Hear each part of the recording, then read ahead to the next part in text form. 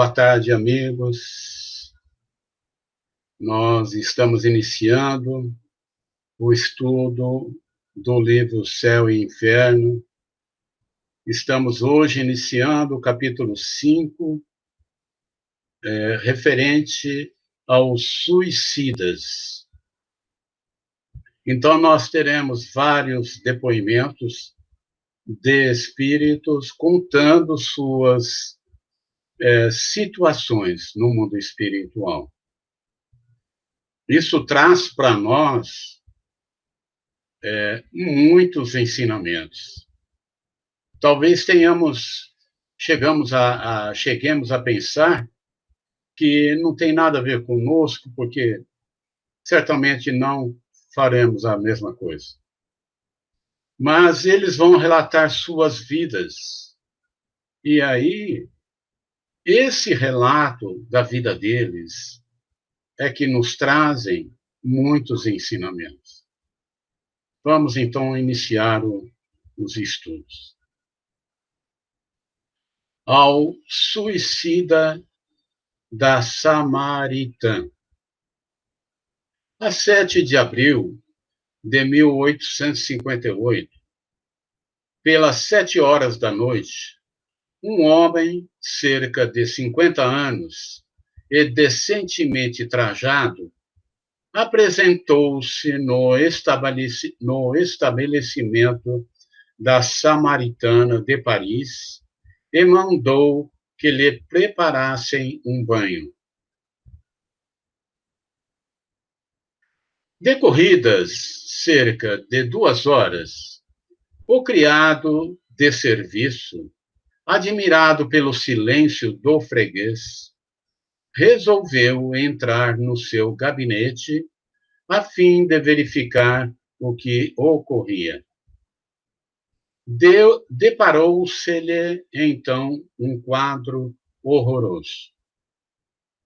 O infeliz degolara-se com uma navalha e todo o seu sangue misturava-se à água da banheira. E como a identidade do suicida não pôde ser averiguada, foi o cadáver removido para o necrotério. Aí já vem a Sociedade Espírita de Paris fazendo a primeira evocação. Fez-se a evocação e a resposta foi do guia do médium. Esperai, ele aí está. Aí a pergunta, né? Onde vos achais hoje? Resposta, não sei. Dizei-mo. Diga-me, né? Estais numa reunião de pessoas que estudam o Espiritismo e que são benévolas para convosco. Dizei-me se vivo, pois este ambiente me sufoca. Sua alma, posto que separada do corpo, está ainda completamente imersa no que poderia chamar-se o turbilhão da matéria corporal. Vivazes lhe são as ideias terrenas, a ponto de se verificar encarnado. Bem, ele se acha, ele pensa, né? E ele vibra como se estivesse encarnado ainda. Quem vos impeliu a vir aqui? Resposta, sinto-me aliviado. Qual o motivo que vos arrastou ao suicídio? Morto? Eu? Não, que habito o meu corpo. Então, aí vem uma questão, né? E vocês se lembram, a gente sempre trabalhou, a gente trabalhou há algum tempo com mediunidade, E quantos casos não ocorreram como esse, né? Aquele que estava ali se comunicando, achando que ainda estava vivo, né? Vivo no corpo. Não Ah, sabeis como sofro. Oi, quer comentar, Daniel? não, teve uma vez assim, eu estava morando em outro apartamento ali, a moça lá, a funcionária do prédio vizinho, né? Ela pulou da sacada, né? E não teve jeito, né? 11º andar, eu, eu vi corpo, ela ainda viva. Ela ficou, acho que uma semana, digamos, perto ali, porque ela não se desligava da matéria ainda. Ela quis acabar com a vida, mas a dor não acaba. Ela achou que acabando com a vida ia acabar com a dor, mas a dor não acaba. Continua sendo do lado de lá, da mesma forma que é aqui. Então, esse tipo de coisa, não, ao que eu vejo, não adianta nada, né? Só piora. Só um comentáriozinho. Obrigado. Não sabeis como sofro, sufocam-me. Oxalá que mão compassiva me aniquilasse de vez. Por que não deixastes indícios que pudessem tornar-vos reconhecível? Estou abandonado, fugi ao sofrimento para entregar-me à tortura.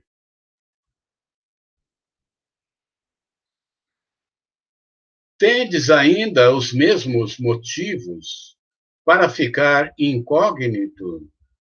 Sim, não revolvais com ferro candente a ferida que sangra. Podereis dar-nos o vosso nome, idade, profissão e domicílio? Absolutamente não. Então, aí, nós vemos uma outra questão, né, gente?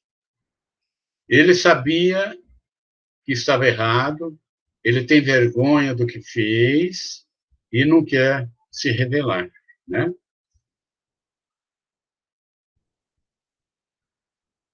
Tinhais família, mulher e filhos? Era um desprezado, ninguém me amava. E que fizestes para ser assim repudiado? Quantos o são como eu? Um homem pode viver abandonado no seio da família quando ninguém o preza. No momento de vos suicidardes, não experimentastes qualquer hesitação? Resposta: ansiava pela morte, esperava repousar. Como é que a ideia do futuro não vos fez renunciar a um tal projeto? Não acreditava nele absolutamente. Era um desiludido. O futuro é a esperança. Que reflexões vos ocorreram ao sentirdes a extinção da vida? Não refleti, senti. Mas a vida não se me extinguiu. Minha alma está ligada ao corpo, ainda permanece ligada ao corpo, né? Sinto os vermes a corroerem-me. Ô, Que Celso, sensação experimentastes no momento decisivo da morte? Pois ela se completou? Ele ainda está com a dúvida se morreu, né? Uma outra coisa. Acho que a Fátima quer falar, Celso. Oi? Eu acho que a Fátima quer falar. Sim, eu quero. Ah, sim. Ô, Fátima, por favor. Desculpa te interromper. Não, fica tranquilo. Eu penso assim, sabe, a solidão que ele se encontrava mesmo estando no meio, né, no meio da família, com mulher, tudo, né? Você vê que ele foi a solidão, o sentimento de soledade que levou ele a se suicidar, né? Então veja bem a tristeza que essa pessoa estava, a angústia do coração dela que ela estava, porque ela se sentia rejeitada, desprezada, e foi isso que levou ele a cometer esse ato. Nossa, muito triste, viu? Realmente. Uma outra questão, né, é que ele está sentindo o corpo se decompondo, os vermes corroerem seu corpo, né? E apesar de já ter cometido suicídio há alguns dias, né? Algum comentário mais que alguém queira fazer?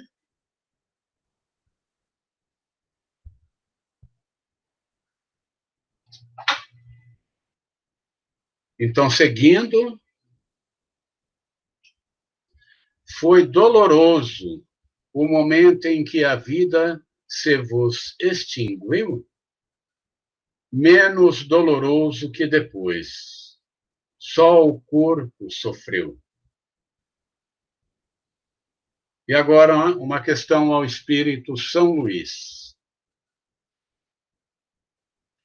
O que quer dizer o Espírito afirmando que o momento da morte foi menos doloroso que depois? Resposta, né? O Espírito descarregou o fardo que o oprimia. Ele ressentia a volúpia da dor. Tal estado sobrevém sempre ao suicídio? Sim, o espírito do suicida fica ligado ao corpo até o termo dessa vida. Um ponto aí a gente conversar, né? Até o termo dessa vida, então nós temos que fazer uma reflexão. E se ele tivesse ainda mais 20 anos de vida? A resposta do Espírito São Luís é de que ele ficaria ligado ao corpo, preso àquela situação mais 20 anos.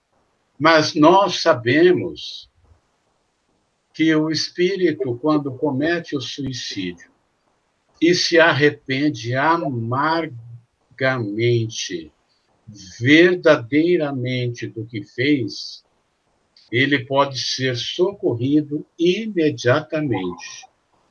Tudo sempre vai corresponder ao sentimento que ele está desenvolvendo. Então, se ele permanece preso ao corpo, tentando ainda morrer, ele vai ficar os 20 anos que a gente imaginou aqui um tempo. Mas se, num determinado momento, ele se arrepende e pede perdão a Deus, ele é auxiliado imediatamente. A gente se lembra de André Luiz, por exemplo, né? Algum comentário que alguém queira fazer? Eu penso exatamente dessa forma. Tipo, tem muita gente que fala assim, ah, não, você tinha mais 50 anos, você vai ficar 50 anos preso ao seu corpo. Mas que Deus seria esse, que Pai seria esse, que ia obrigar você a ficar 50 anos, sendo que você conseguiu ver o seu arrependimento, conseguiu ver que você fez coisa errada e agora quer melhorar.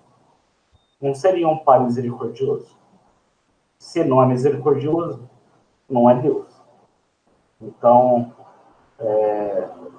eu acho, né, E essa questão de ficar preso ainda ao corpo pelo tempo que ele deveria viver foi didático na época.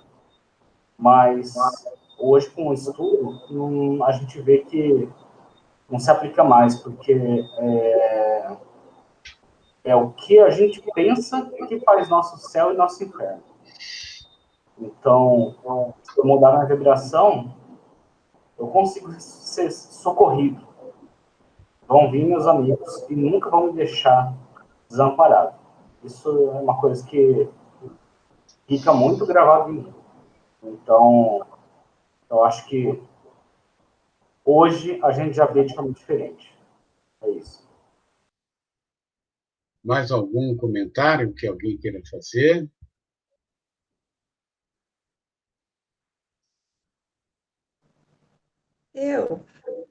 Oi. Eu estou com uma dúvida aqui. A gente sempre que escuta esses espíritos sofredores, eles falam que eles não percebem que morreram e que sofrem muito. Eles não têm uma noção de tempo também, né? Quanto tempo passou. Como será a situação? Assim, é muito materialismo do pensamento, né? E eles ficam num estado tipo de uma loucura, porque eu não entendo como que eles não percebem. Às vezes ele falou que não sabia que morreu, mas depois ele vem e fala, quando eu machuquei meu corpo, foi rápido e não sofri muito.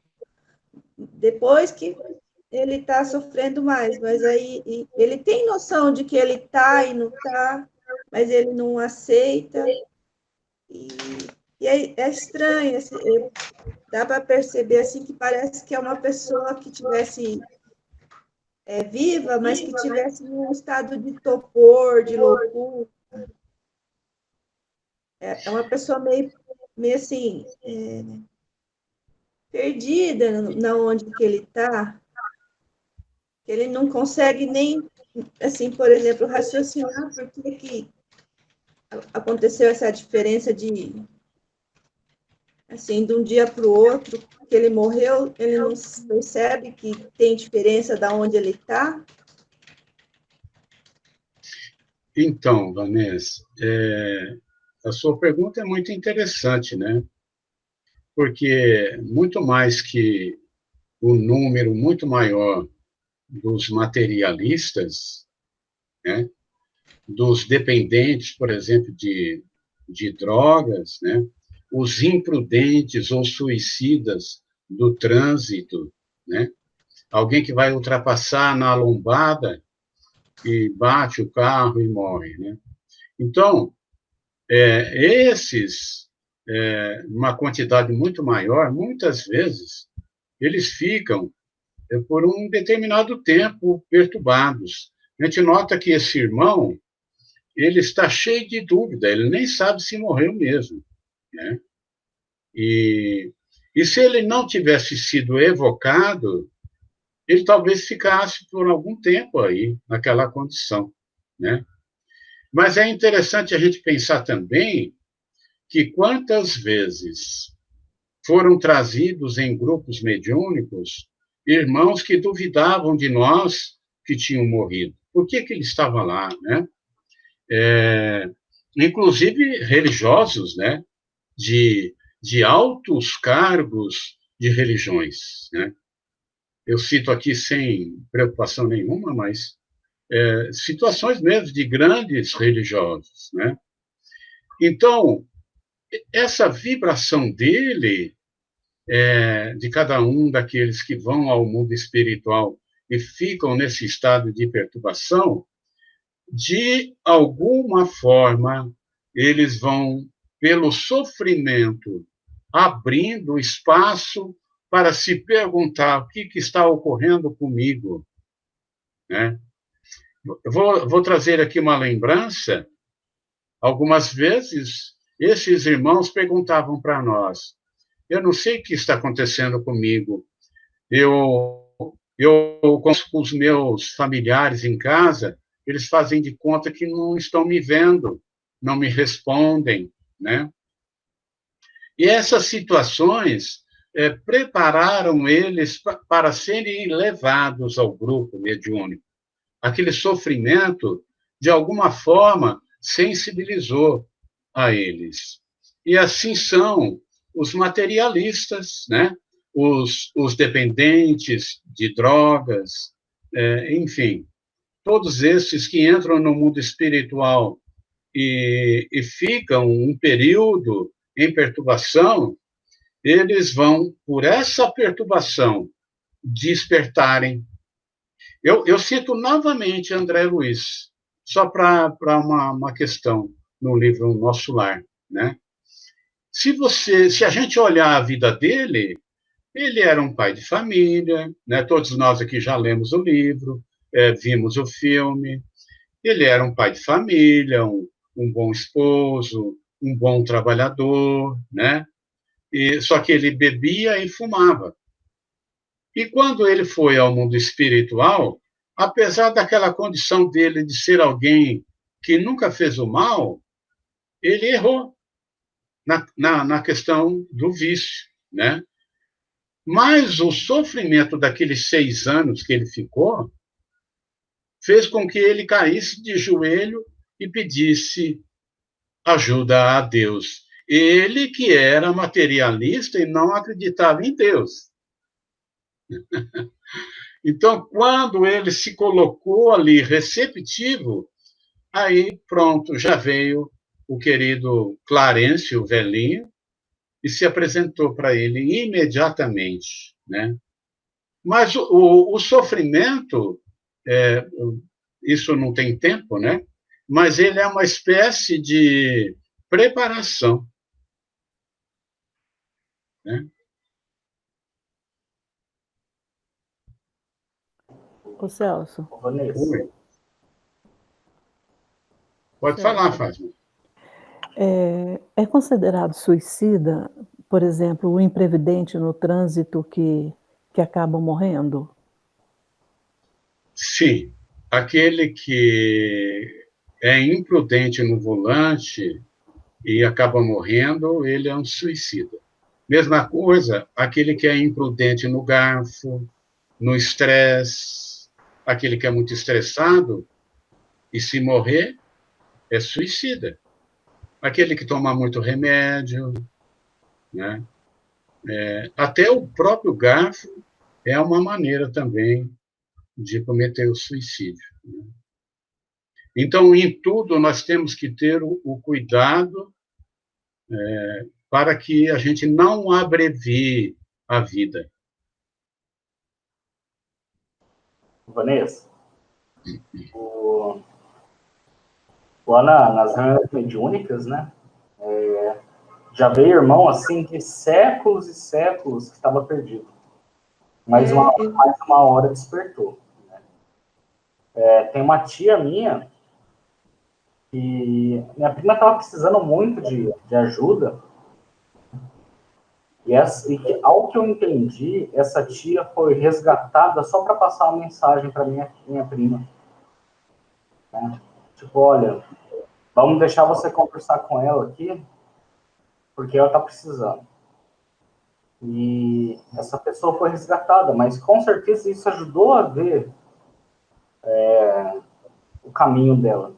E 1 ano mais tarde ela mandou uma outra mensagem, assim, que ela estava lá em tratamento. Né? Com certeza aquele dia que buscaram ela para ajudar a filha mudou muito. Né? E é o despertar. Né? Teve uma vez que eu conversei com um rapaz lá, até passou no jornal, daí eu acho que era ele. Bateu o carro, bateram no carro dele. Ele, a esposa e dois filhos faleceram. Né? Daí ele veio perguntar, mas onde que eu tô? Aqui é um hospital, é um lugar para a gente conversar. E cadê minha família? Eu falei, olha, não sei, eu não tenho notícia deles, né? Mas esse lugar tá parecendo muito estranho. Eu morri? Daí eu falei assim, o que você acha? Ah, eu acho que eu morri. Eu falei, então, você acha isso? Abraça quem tá aí na luz. Tem gente aí? Tem várias pessoas. Abraça e vai lá. Um dia você vai retornar à sua família. Então, ele teve um despertar. A gente sempre tem um despertar na vida encarnada e também na vida após a desencarnação, né? Então, não tem, eu acho, não tem tempo. Teve um de séculos, teve um que foi tirada num momento para poder ajudar a filha dela, e teve outro que entendeu assim de forma super fácil. Era um católico, entendeu de forma super fácil. Tipo assim, olha, estou aqui. Já teve um preto velho também que... um preto velho não, desculpa. Um pastor, né? E ele chegou assim e depois que explicaram, ele falou assim, nossa, eu estava errado esse tempo todo. Errado ele não estava. Ele só tinha uma religião diferente, né? Então, o despertar acontece de acordo com o pensamento da pessoa, né? A gente não é nada diferente do lado de lá. Então, se a gente mudar o pensamento, querer compreender, pode ser séculos, milênios, mas pode ser também bem rápido que aconteça isso.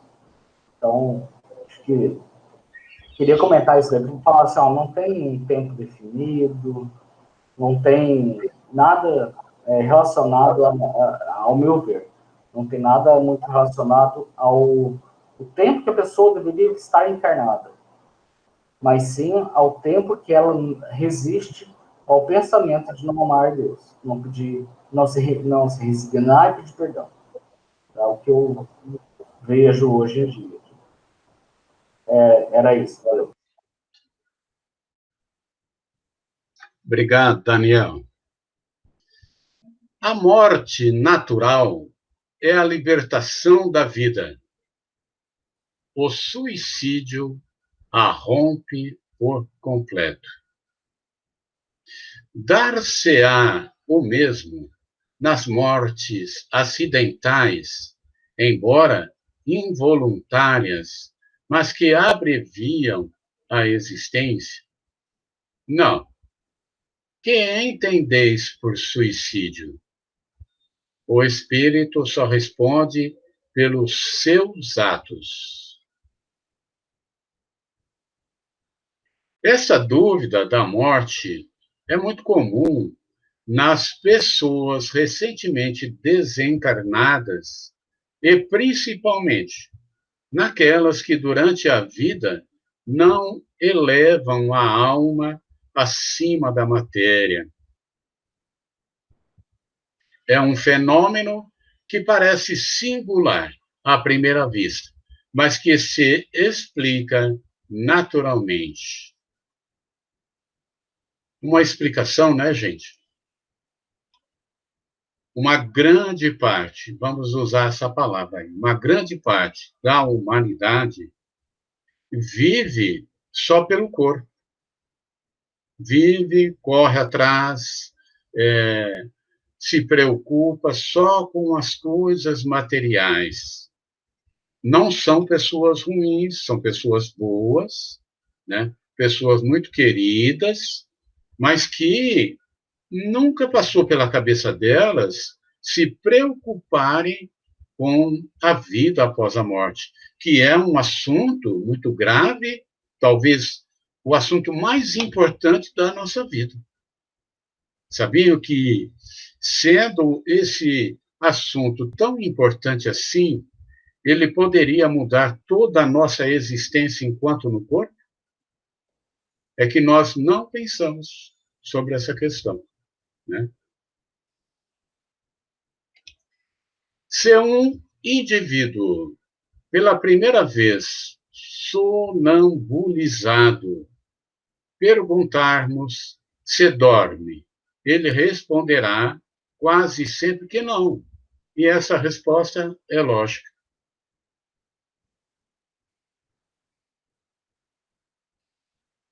O interlocutor é que faz mal à pergunta, servindo-se de um termo impróprio. Na linguagem comum, a ideia do sono prende-se à suspensão de todas as faculdades sensitivas. É muito interessante isso, né? Ora, o sonâmbulo que pensa, que vê e sente, que tem consciência da sua liberdade, não se crê adormecido. Quem está respondendo é o espírito. E, de fato, não dorme, na acepção vulgar do vocábulo. E nós vamos explicar. É interessante, muito interessante isso aí. Porque quem respondeu foi o espírito. E o espírito não dorme, porque enquanto o corpo dorme, ele está fora do corpo fazendo atividade. E quem respondeu foi ele. Não é muito interessante isso? Então, está tudo certo. Algum comentário que alguém queira fazer? Tudo bem? Eis a razão por que responde não, até que se familiariza com essa maneira de apreender o fato. O mesmo acontece com um homem que acaba de desencarnar. Para ele, a morte era o aniquilamento do ser. E, tal como o sonâmbulo, ele vê, sente e fala, e assim não se considera morto. Ele se acha ainda no corpo, né? Ele ainda se toca e fala, eu tenho corpo, como que eu morri? Né? Assim, não se considera morto. E estou afirmando até que adquira a intuição do seu novo estado. Muito bem colocada esse comparativo que fez, né? Muito interessante. Essa ilusão é sempre mais ou menos dolorosa, uma vez que nunca é completa e dá ao espírito uma tal ou qual ansiedade. Algum comentário até aí, gente? No exemplo supra, ela constitui verdadeiro suplício pela sensação dos vermes que corroem o corpo, sem falarmos da sua duração, que deverá equivaler ao tempo de vida abreviada. Então, esse deverá, né? Fica aquela colocação que eu fiz e o Daniel complementou. Deverá, né? Então, fica aberto isso. Este estado é como nos suicidas, posto que nem sempre se apresente em idênticas condições, variando de duração, olha lá, variando de duração e intensidade, conforme as circunstâncias atenuantes ou agravantes da falta. Então, eu posso, por exemplo, ter cometido suicídio e ter ficado 50 anos naquela condição, né? Tudo só depende de mim mesmo.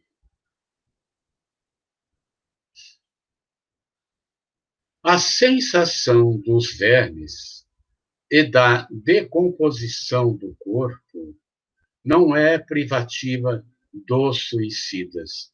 Opa, interessante essa questão, né, gente? Porque a gente pensa assim, não é privativo do suicida sentirem o vermes. Claro que não. O materialista também.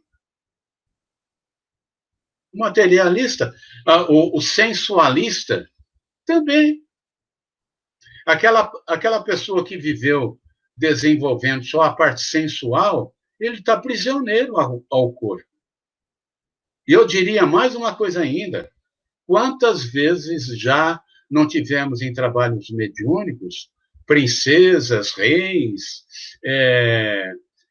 artistas belos, belas, né, que morreram e que ficaram presos ao corpo, porque o corpo era muito belo, né, e ficaram, então, eles foram, vamos dizer assim, obsidiados pelo próprio corpo.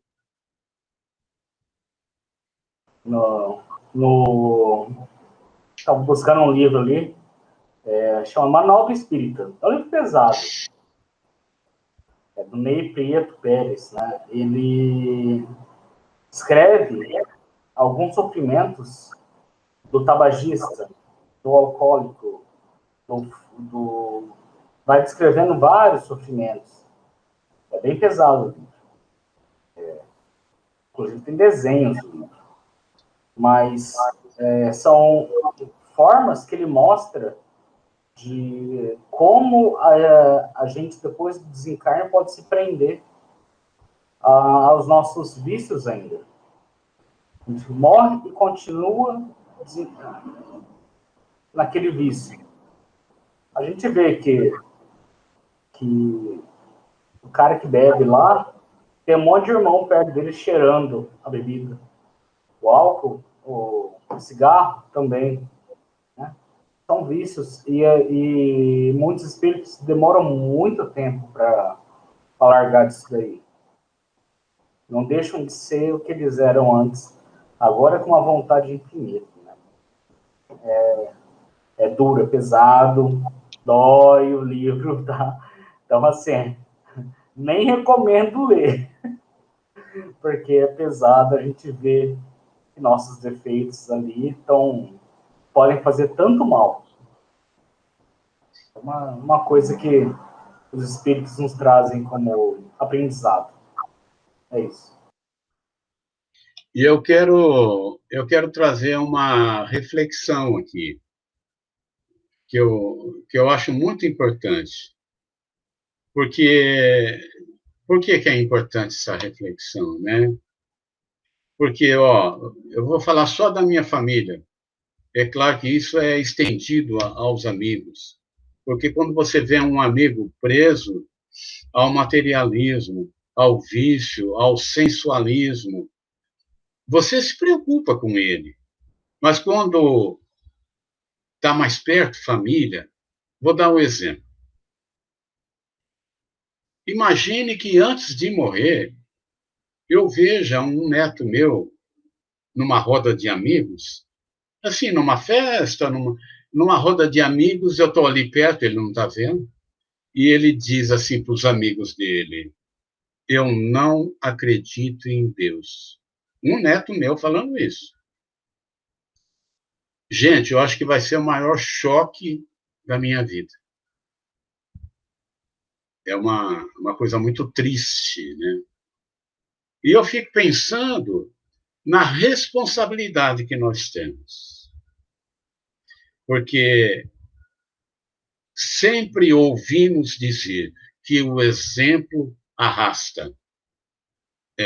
E nós somos pessoas que estão tentando ser pessoas do bem, que amam a prática do bem. Mas aí vem uma outra questão. E a nossa rotina? Como esse exemplo que arrasta dentro da nossa rotina, né? Talvez eu vá ouvir isso do meu neto e talvez eu vá pensar assim: puxa, mas a vida inteira eu nunca falei de Jesus para ele. O pai dele não fala, estou falando aí, né? Estou dando um exemplo. Meu filho nunca falou de Jesus para o meu neto, né? E eu, de repente, ouço meu neto falar isso, mas eu nunca tinha falado de Jesus para ele. Então, pensa no murro na cara que a gente toma, né? Então, é muito sério. O que a gente está estudando hoje aqui, a situação desses irmãos, é muito grave, porque talvez se eles tivessem sido ensinados, doutrinados durante, talvez, a infância, não quer dizer que não teriam cometido, mas talvez pensassem um pouco, né? Um pouco mais. Então, nós trazemos grandes responsabilidades, né? Então, eu queria abrir meu coração para vocês.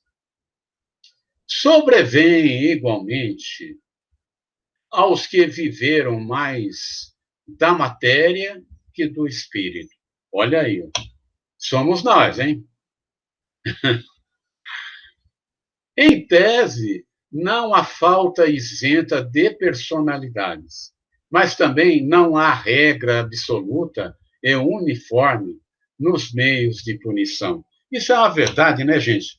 Para que um sofrimento inútil? Porque Deus deixaria um ser 30 anos ali arrependido? Para quê?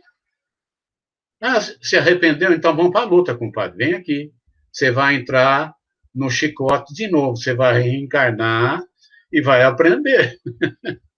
Então, ficar sofrendo 30 anos? Para quê? Se ele se arrependeu, vamos para a luta. O pai e o conscrito. Agora é outra comunicação, tá?